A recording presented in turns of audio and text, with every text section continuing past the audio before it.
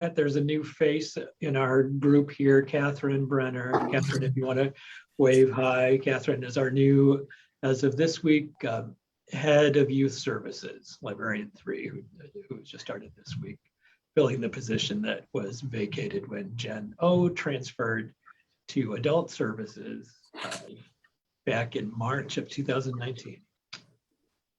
Okay, so we have 1, 2, 3, 4, 5.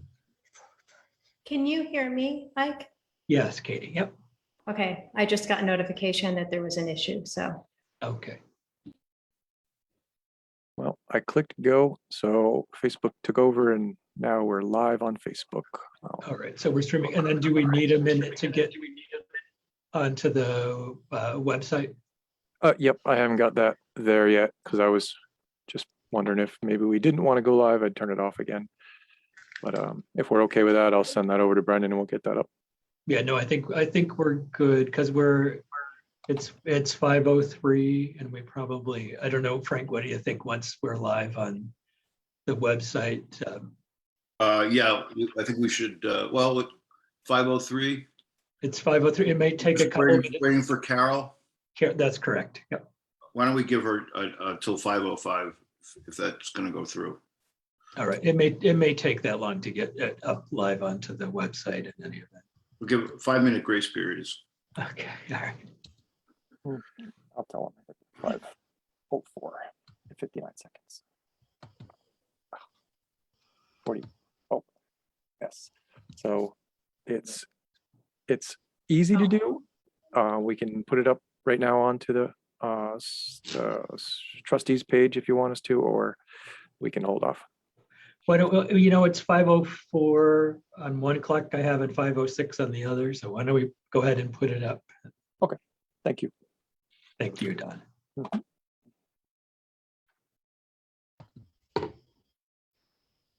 I totally forgot to punch in, working on it. Okay.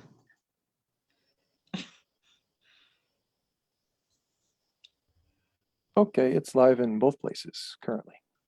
Great. Thank you, Don. You're welcome.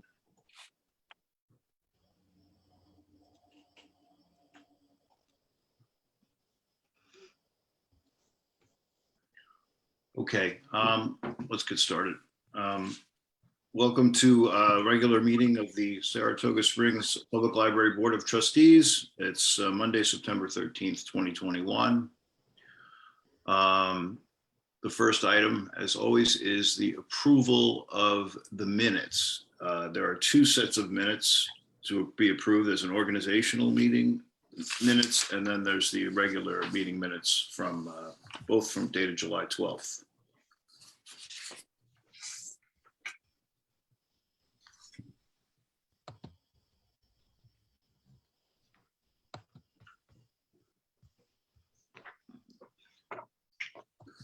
I move approval of both sets. This is Katie and I second that. Thank you.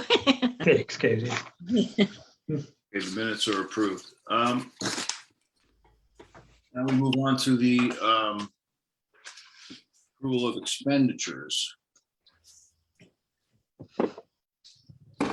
I just had one question. It was on the August 13th warrants list. Okie dokie. It's 69270. Just had a kind of curiosity question. The Civil Service Commission bills us?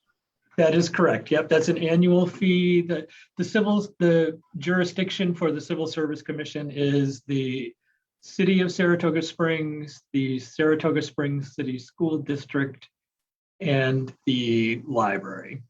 And so what they do, and we pay a per capita fee to civil service for the privilege of being part of the district, the civil service for the Saratoga Springs Civil Service. And what they do is they actually bill the school district for us, who then bills us in return like a per capita. Per capita. Yep.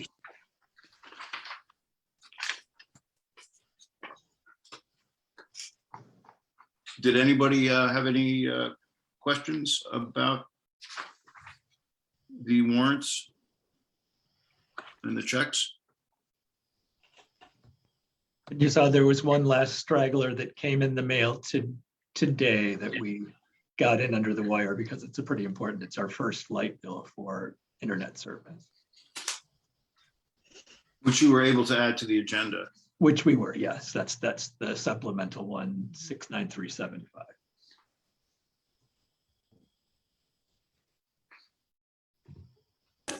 Okay, so I'm gonna move, unless anybody has any questions, I'm gonna make a motion that we approve the expenditures as reflected in the meeting minutes. I'm not gonna go through all the identifiers. I think they're accurately reflected in there. And if they're not, I know Terry would know. If they weren't. They look good to me. Rely on you, Terry. And this is Katie and I second. Thank you. Okay, all in favor? Aye. Aye. Any opposed? Okay, those are approved. Financial reports. They include the July and August prepaids and August and September warrant summary sheets. Those reports we just approved, the budget report and the income report.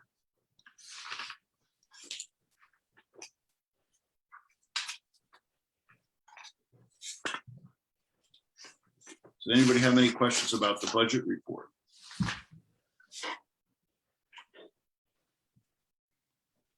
I just had a question about what we're approving. Do we actually approve the gifts in memory of Tom Kirshner, or is that just for our information? Well, just at the moment, if you could just take a look at the budget report, Oh, okay. see if you had any questions about that.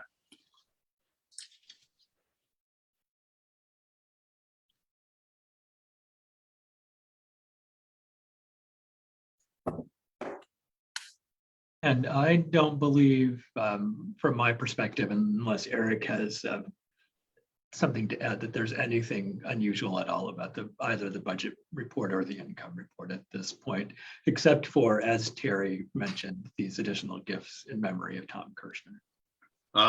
Yeah, You'll see some of the percentages are a little higher on some because there's a lot of subscriptions for like magazines or such that'll get paid earlier in the year and carry forward. and professional services, is that a little high? Those are, as Eric mentioned, those are some service contracts that are paid at the beginning of the year. So it is the case with subscriptions, professional services, particularly. Those are things that are year-long contracts that are front-loaded rather than, balanced throughout the year. So things like maintenance contracts, et cetera. Okay, and there's nothing unusual then in the income report? No, you don't see it, but there was a slight change that with some notes that we keep that there with the merger of T-Mobile and Sprint, our monthly rent payment for cell phone equipment on the roof now comes from T-Mobile rather than from Sprint, which caused a slight moment of confusion about why we were getting this check from T-Mobile. Okay, and then as far as the gifts in memory of Tom Kirshner, And that does require actions. those require action. Okay. I think we could approve these financial reports with one motion. Does anybody want to make that motion? I make that motion to approve them. Is that This is Carol? Terry. Terry, I second. Okay. All in favor? Aye. Aye. Any opposed? All right, motion passes. The financial reports are accepted. The president's report, I have nothing particular to report. I'd just like to welcome everybody to what feels like a new year, a new school year. Do we have any public comment? We don't. And the correspondence and communication? You know, there's none of that apart from the plethora of cards that came with the donations in Tom Kirshner's memory. And then, and we also received a strange letter that you received. We did, yes. We both received an unusual kind of cease and desist with masking from an anonymous organization calling itself what do you recall what it was, Frank? It's from We the People of the Republic for the United States of America. Oh, okay. They want us to cease and desist vaccinations and other things related to. I don't think that requires a comment then. And And can I just go back to the donations for a second, Ike? Yes, you may. I know in the past, you've obviously, I assume, have responded with thank yous. Is there something on the board side that you want us to do?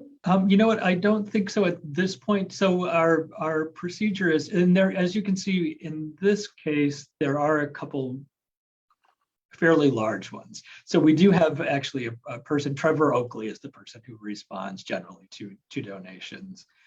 With the large ones, I will respond. If you would like for us to share with you the list and the contact information for the donors, we're glad to do that as well. Just if you just want to let me know what your pleasure is. Okay. These are additional donors, right? There were some last. There were some last month, exactly right. And so, and these are everything that has come in since the July board.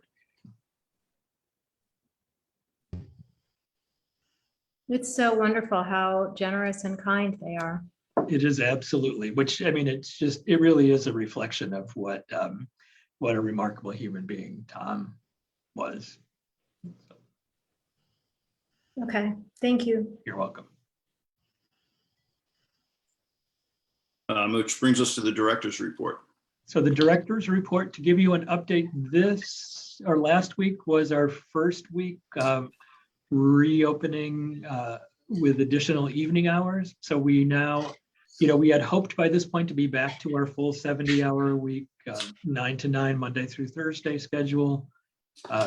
But with the uptick in the COVID positivity rate, and with some staffing challenges that we have had here, we've decided to take a step back, go a little bit more incrementally, and rather than go to the 4 nights a week until 9 o'clock, go Tuesdays and Thursdays. So we are now open 2 nights a week. The first week, I don't know if Jen O and Jen F might have a little bit more, or Catherine or Laura might have some more anecdotal evidence, but it has been very slow at least for the first 2 evenings. I think it may take a little bit of time for people to catch on, but we have decided to slow down, be careful, and to do things, continue to do things incrementally. We are waiting with bated breath to see if there will be more information forthcoming from the federal government about a vaccine mandate. As you know, the president made an announcement that he would like private employers with more than 100 or more employees to require vaccinations. And of course, there's all kinds of questions around that. What is typically the case is with us as a unit of local government, we might be exempt from those kinds of proclamations, but that's unknown to us at this point. What they do say, the news from the White House, is that there should be more information forthcoming with guidance about that on the 24th of this month, which is the same day as our staff day coming up. So we're anticipating that at some point there may be a mandate for us to require all employees to be vaccinated. At the moment, there's still a fair bit of uncertainty around that requirement. The good news for us is that the vast majority of our staff have gotten vaccinated. So we feel and we continue to follow all of the other safety protocols that we have in place in terms of requiring masking, the hand and cough hygiene, the enhanced cleaning, physical distancing. We continue to have, we've extended our time period for, particularly for full-time people, to continue to work in a hybrid situation, both from home and at work, to make sure that our service points are covered, but that people are engaged productively when they're not physically in the building.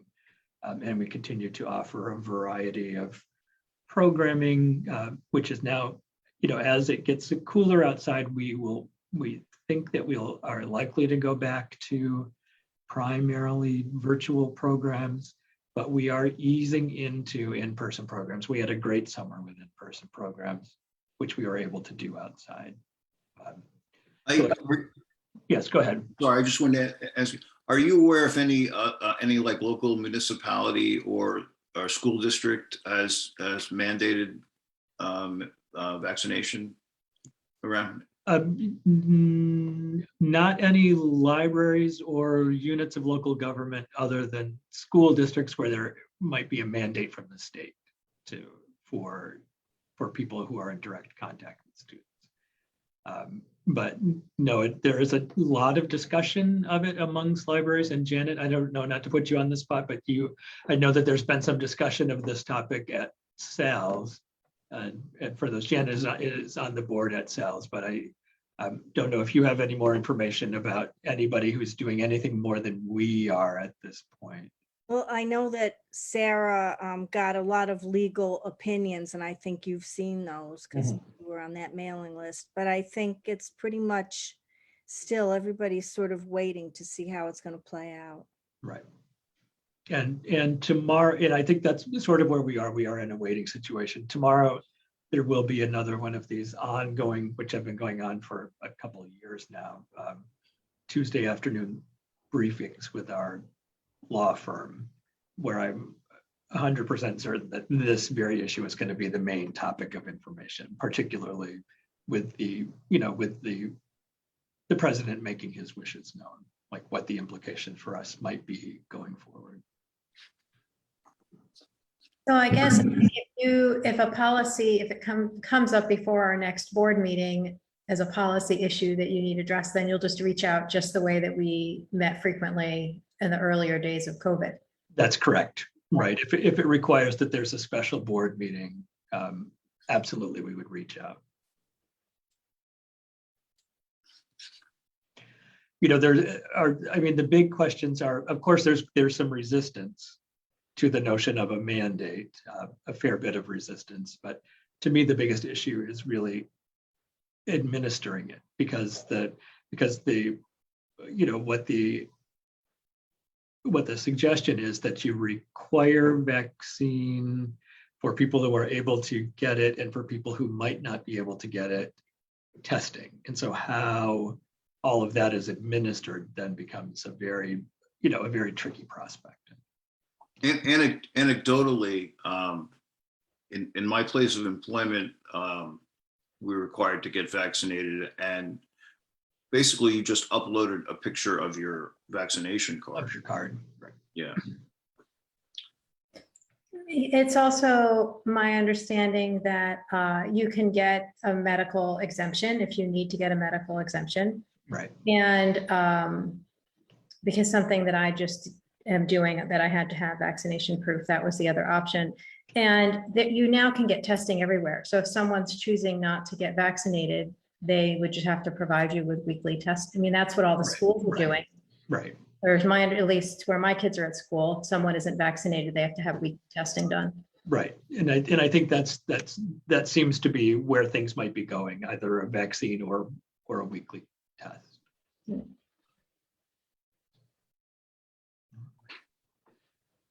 So beyond that, I wanted to let you know about our HR update. While we're in the state of transition, we have engaged Kathy Hanlon from Saratoga Human Resources Solutions to help us out. The good news is that we haven't had a ton of reasons to be in touch with her yet. We've had a few people that we've referred to her, but there haven't been any big issues that we've needed her her advice on. The other great news is that it's taken a while, but just last week, we did get the first batch of applicants who are people who meet the minimum requirements according to the Saratoga Springs Civil Service Commission to be candidates for this position.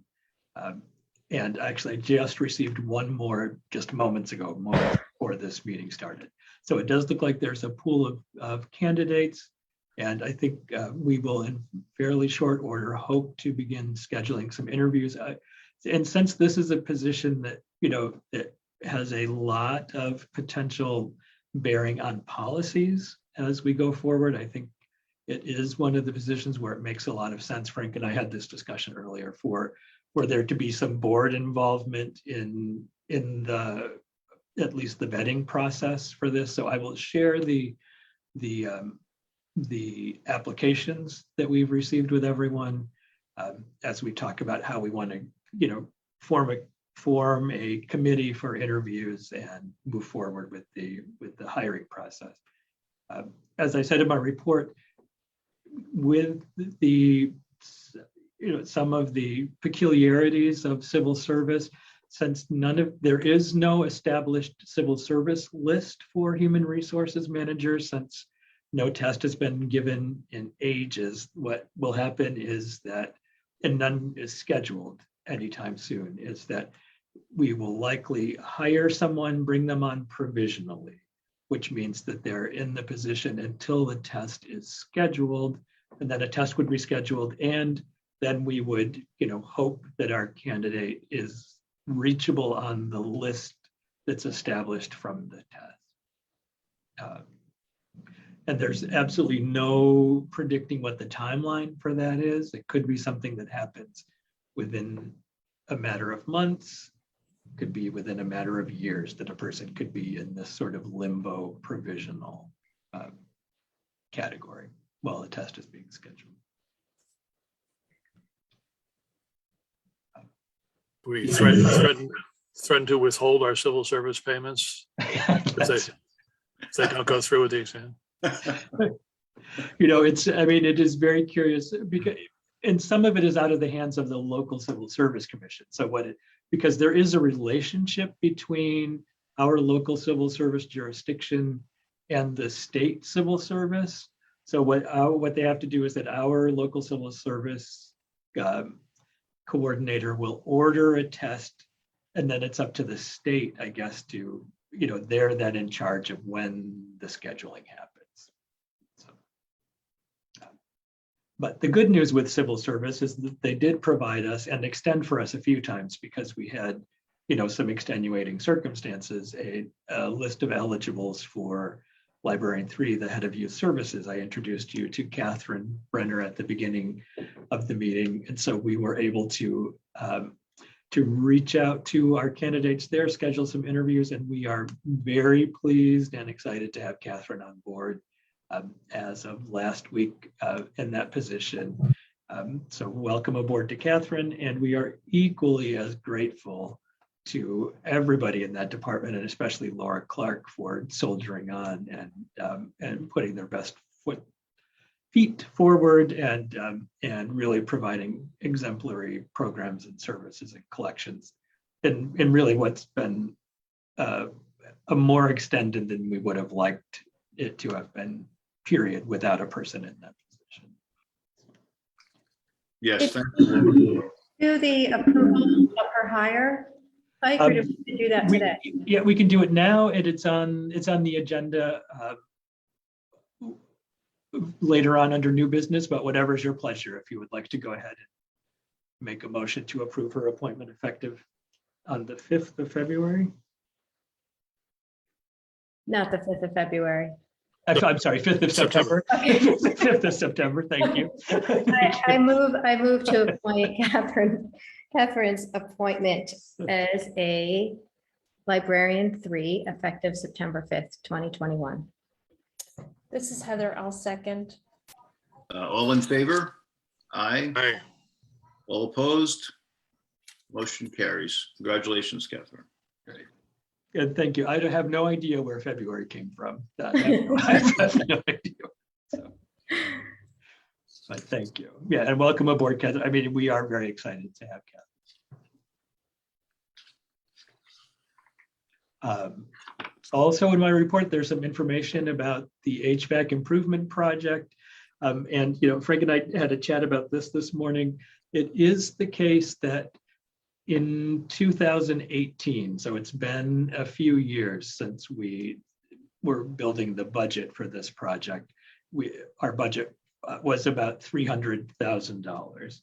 And you'll see that the bids at this point in August of 2021 came in about $100,000 more than that. There are a few things that have happened in the interim, just to bring you up to speed. After our experience, some of you may recall that we had a little bit of a difficult experience with the previous phase in this, where the contractors didn't install some piping according to the specifications, and there had to be some backtracking and some adjustments made to the plans. Rick became very concerned then about the scope of the work, and so looked around at what needed to be done, and after that last experience, added a little bit to the scope of the work that he thought would be necessary to make the project go more smoothly, and with our intervening couple of years, concerns about really making improvements to the quality of the air inside the building. You know, making sure that there was access to cleaning, vents and filters, et cetera. That addition to the scope, back and forth with the engineers and architects, added about $50,000 to the original estimate. So that bumped it up from about $300,000 to $350,000. And then now we're in the midst of the pandemic, which is creating both labor shortages and material shortages, which is what accounts for the additional about $50,000 to the original budget. So none of it seems unreasonable when you look at the timing, you know, just inflation over the years since the project was originally budgeted and delayed for a few reasons, in addition to the scope, and then the inflation, the pandemic related inflation. So having said all of that, I didn't know if there were any questions. Included in the packet was the recommendation letter from the architects that DeGeseray Mechanical Inc. Is the apparent low bidder, and there's no reason to disqualify them. And as it turns out, they were the original contractors on the original system when it was installed back in the 90s. So whether you want to do it now, or there's more discussion, or it is under the new business to an action item to approve DeGeseray as the contractor for this phase of the mechanical improvements project. I think we could do that now. Does anybody have any questions about that?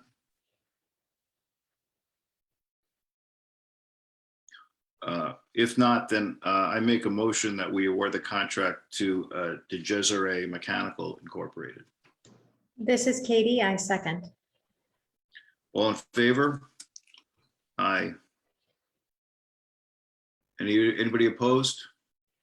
Motion passes.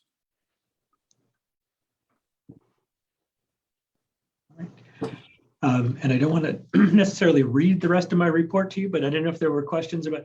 So we are bringing back a public voting component of Saratoga Reads in line with our new strategic plan that says we get as much input from the public as is practical for our programming efforts. And so we've modified our process a little bit. So a short list will be created from among nominations made by staff. A short list of contenders will be presented to the public, and there will be a voting period for the public to choose from among the short list that's determined by the staff. Staff has made their nominations already, and there will be sort of a voting exercise during our upcoming staff development day, which segues into the next part of the agenda here, to establish that short list of somewhere we're thinking 3 to 5 titles. That's an excellent idea. And then staff day on February, so not February, I don't know why I have February in my mind, September 24th.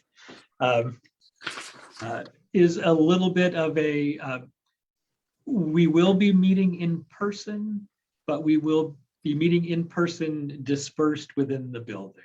You know, we had high hopes over the summer when we first started planning this, that we could go back to sort of pre-pandemic times, when we were gathering everybody who was able to come that day in the community room, to kick off the day at least.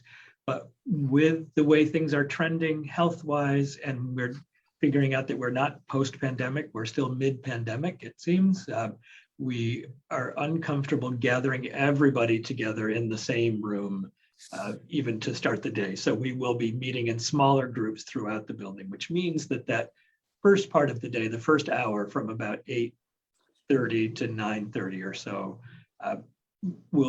staff will be in the building, but we will be doing that part of the meeting via Zoom. So any of you who would care to attend, we'll make sure to share the Zoom link if you would just want to let me know if you'd like to be part of that day. And that will be sort of the opening part of the day, a little rundown of the schedule, a few words from Frank and from Claire Ingram, who's the president of the Friends, and from any of you who care to attend, a little bit of staff recognition before we then disperse into the meat of the day, which will really focus on particular areas that we've identified in the long-range plan, the equity, diversity, and inclusion piece, and then some problem solving around some items that will show up in our work plan. For example, so we as managers have gone through some of the suggestions from the community and staff input part of the planning process to identify particular projects that we could work on. One is, how do we make it easier for children to get library cards, for example? We have some policies and procedures put in place that might create some barriers to service there. And so we're going to have staff broken up into groups to kind of brainstorm solutions to how we can break down those barriers, as an example of a problem that we might work on that day. So, any questions about any of that? So you'll be sending around an agenda kind of? I will, absolutely. Yeah. And beyond that, I know I said that at this meeting, I would distribute a report on statistics, on youth statistics. There is no report this month on that, but as you'll see in the department reports as we go through, youth statistics are highlighted in all of the department reports. Well, we're still working on a format for what that might look like in our current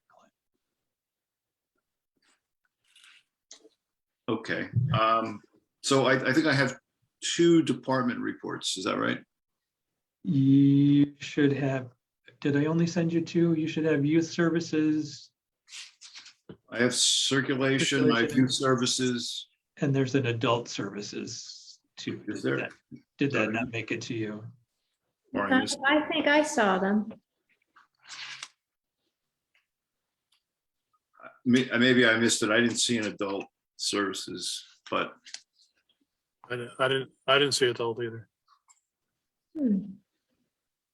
Well, Jen O is here, and I apologize for that if it didn't make it into your packet. I will definitely send it to you. And Jen O can hit the highlights for you. oh, okay. Is Jen F here?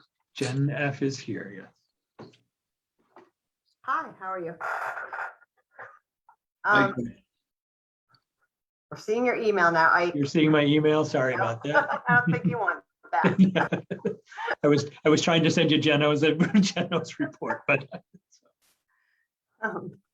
you can go ahead. I have nothing more to add.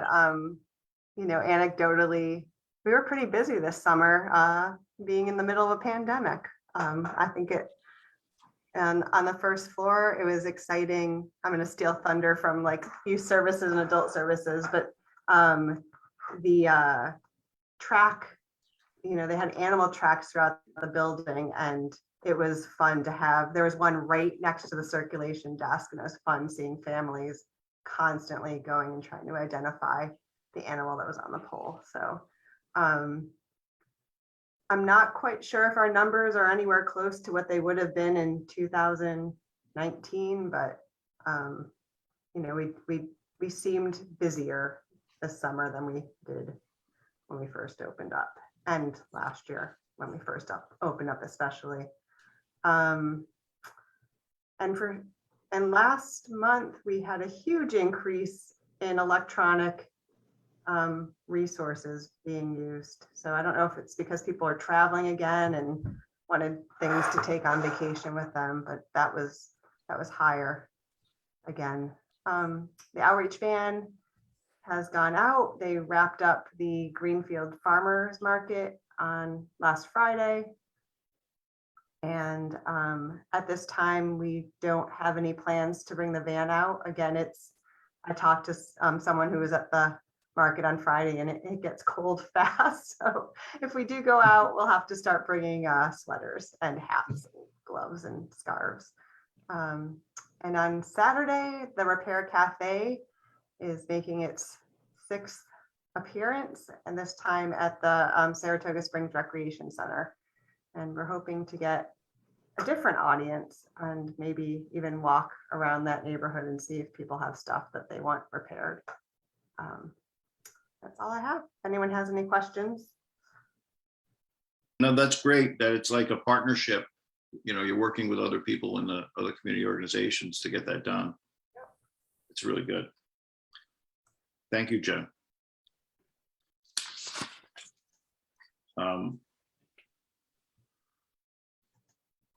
So then it's, is Laura here? Laura is here, yes. Laura, is there anything you wanted to highlight?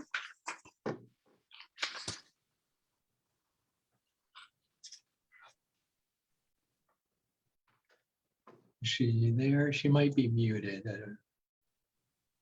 Laura, you're muted.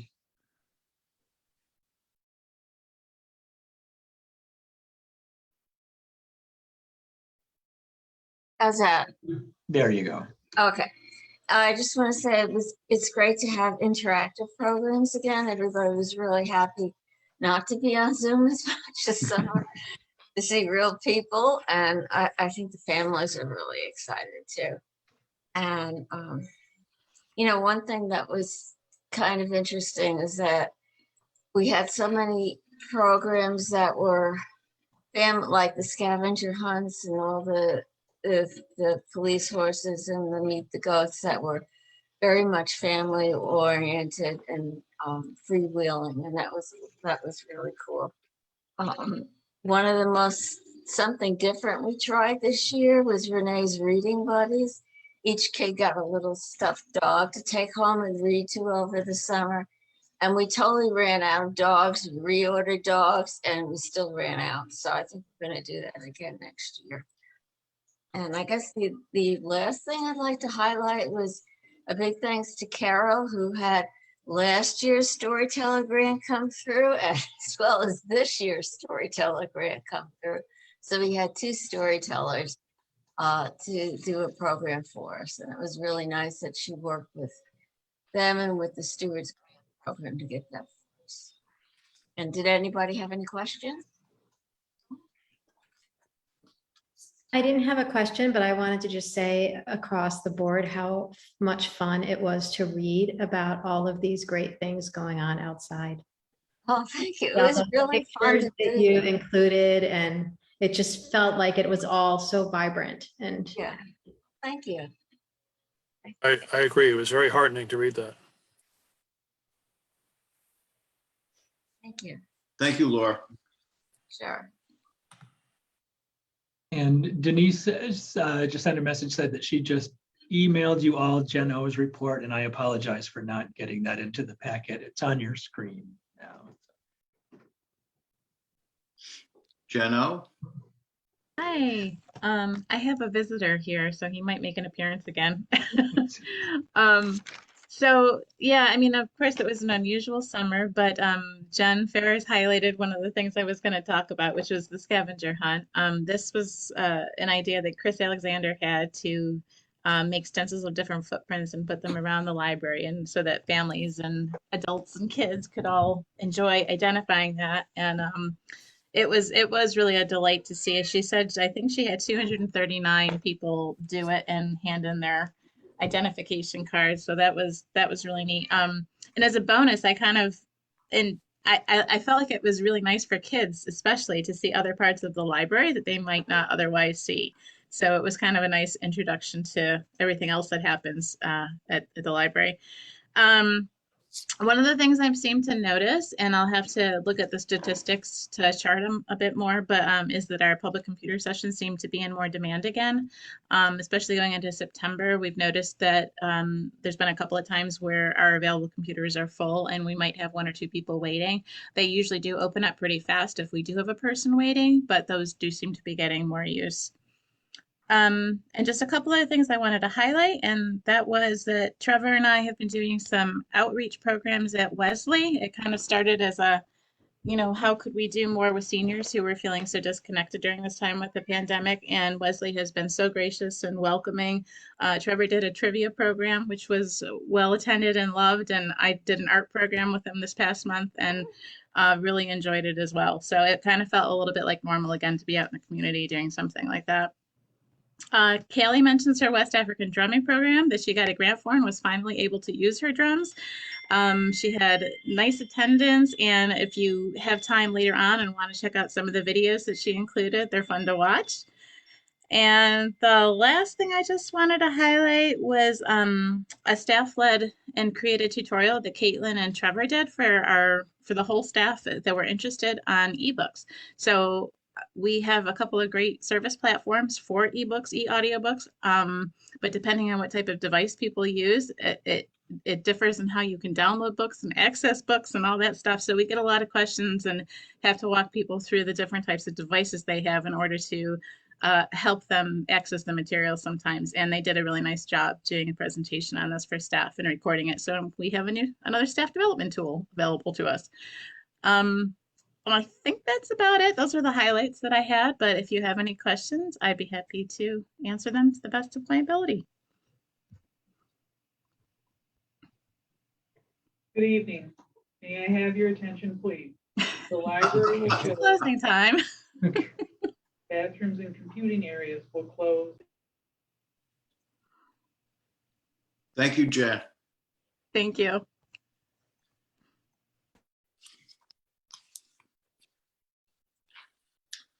I do not believe there's any committee reports. Old business. I think you recovered reopening status. I did, yes. And You have the book festival draft. right, the book festival, just to give you an update, if you haven't had a chance, so you've got a draft of who's coming. It's really shaping up to be something exciting, I think. And if you look at SaratogaBookFestival.org, which is growing every day, you'll see updates on the list of authors that are coming. There will soon be a ticketing option there and a scheduling option. So just to make everybody aware, there are two of the events, because this is really a collaboration and a partnership. We are sort of the mothership for what is free that day and for registration. Every part of the festival is free except for the two keynote events, and those are really reasonably priced. Those are going to be at the City Center, and those will feature Joyce Carol Oates in the afternoon, Russell Banks in the evening, and there's a combo ticket available for those two events for $20. Wow. All of the other events throughout the day that are happening here at the library, at the Art Center, and at Cafe Lena don't require purchase to the keynote event things and will be free for for anybody. They will require registration because of this restriction that we now have on attendance. You know, we've gone back and forth. We pull our hair out every day about whether we want to go forward with having an in-person event. But given that it's so close and we have all of these other safety protocols in process, including the new air cleaning and handling machines that we have in the building, and the limitations on the space, on the attendance, we feel comfortable going forward. We feel nervously comfortable about going forward, I'll have to say, with having things. It's just a lot to try to reschedule any other way when we've got so much happening over the course of this day. Is there, at like the city center, do they space out the seating? They do, yeah, and there are limitations so they'll be on the events will be in the upstairs, the new part of the city center, and maximum 50% capacity there. Same thing as what we're doing in our meeting rooms here. We're saying a maximum of 50% capacity in the spaces, actually in all of the venues. We are actually exploring with the children's events that we have going on here, whether there might be, it's difficult because we're getting into the middle of October, knowing how to predict the weather. We can't predict the weather, but there may be potential for things that are scheduled inside the building here to potentially do them outside, where the children are concerned. But like I say, we're treading very carefully here. Oh, it's exciting. I think, Sorry. I just want to say, I think it looks like a really wonderful program. And I wanted to ask, could you just say a little bit about how the planning occurs? Is there a committee made up of representatives of all the co-sponsors, or? There is, well, you know what, it's interesting. I'm going to stop sharing here for a minute and see. There is a board. So the book festival really is the outgrowth of a class of people who came together through Leadership Saratoga. So they decided that they wanted to create a book festival and have approached and created their own board. I was on the board, have been on the board from the beginning. And the partners culturally are the library. Skidmore has been involved from the beginning. Cafe Lena, the Arts Center, the Friends of the Library are now pretty intimately involved in it. They're the fiscal agency now for the book festival. And there may be a movement toward in the future, and I can't predict, of having the book festival potentially become a project of the Friends. Potentially, and I can't really speak for them, but I do know that the president of the book festival board is now on the board of the Friends of the Library, and the Friends are acting as the fiscal agency for the festival. And among the people on the board, there are people who are retired or currently work in publishing, so they've got some great contacts. Northshire has been involved from the beginning, and so between the contacts at Northshire, people in who do publicity for authors, resources at the library, I think we've, believe it or not, we've scaled back a little bit. When you look at this agenda for this day, which I don't know how it could get fuller, is a scaled back version of what we had originally planned. We had originally been looking to do something in person in June of 2020. And then that got, of course, canceled or reimagined. We did a whole series of virtual events, Zoom-based events, before we pivoted again to go in this direction, thinking that by this fall, it would be safe to do something in person. Is Yaddo involved in the planning? I saw the director of Yaddo is. Yep. So Yaddo is not involved in the planning, no, but definitely supportive of the process. And Elena Richardson will be interviewing Russell Banks as part of the keynote. And our own Carol Daggs will have a role in it. This will sort of be the wrap up of her Saratoga Reads season.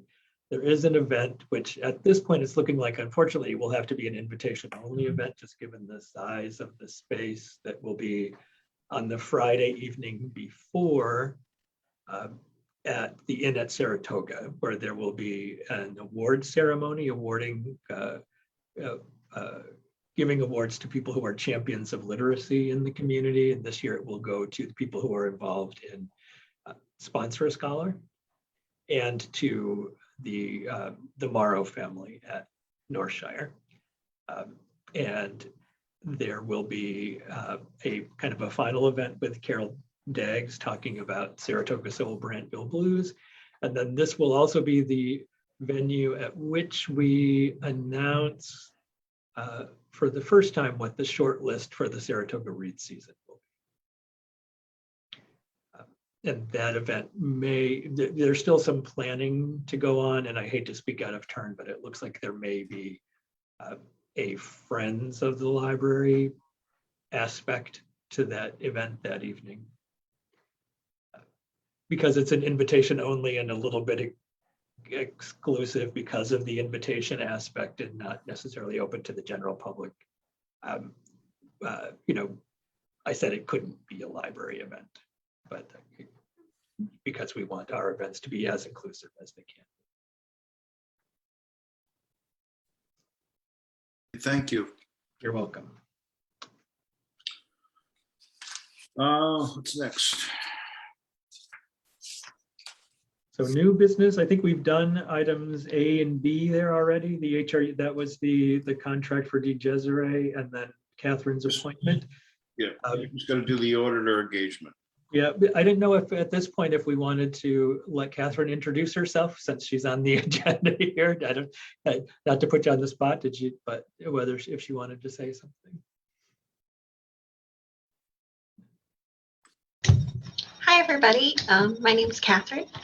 This is my 5th day, so I'm still working really hard to get up to speed, but it's lovely to see everyone's face. I've been trying really hard to learn everyone's name, although it's only when I go outside I see their faces so far. But I'm really, really excited to be here. Saratoga seems like a wonderful library. I'm really excited. Thank you. Welcome. Welcome. And then the final thing there under the auditor engagement, similar to last year, Eric and I had a conversation. We have an engagement letter from Marvin and Company. And, you know, we talk frequently about whether we want to change auditors, but. May I have your attention, please?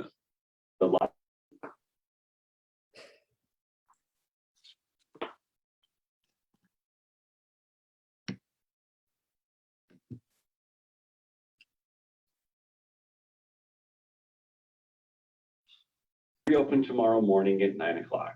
Thanks and have a safe evening. All right, sorry about that. But you know, I think we share an opinion, and Eric, I don't know if you want to say anything about this, that that given our circumstances and the unusual last couple of years that we've had, changing courses midstream is probably not a wise decision. And so we would like to once again engage Marvin to do our audit for the 2021 fiscal year. Yeah, new audits are a lot of typically in-person work, so that's kind of something I guess you'd want to stay away from in the current environment. So I think it would make sense to continue with Marvin. And they're Does anybody have any? No, and I was going to say, and they're proposing a fee of $14,000, which is right in line with what they've proposed in prior years. Yeah, I agree. We shouldn't be switching horses right now. If everyone agrees, I would entertain a motion to engage Marvin again as the auditors. I move to engage Marvin as our auditors for the audit. I second, Janet. All in favor? Aye. Aye. Any Aye. opposed? Motion carries. And then I understand we're going to go into an executive session to discuss particular personnel matters. That is correct. And the link for that meeting will be exactly the same as the one that we used for this meeting. So we jump out of this meeting and then into that one. Correct. Okay. All right. Thank you all. Thanks. See you soon. Take care.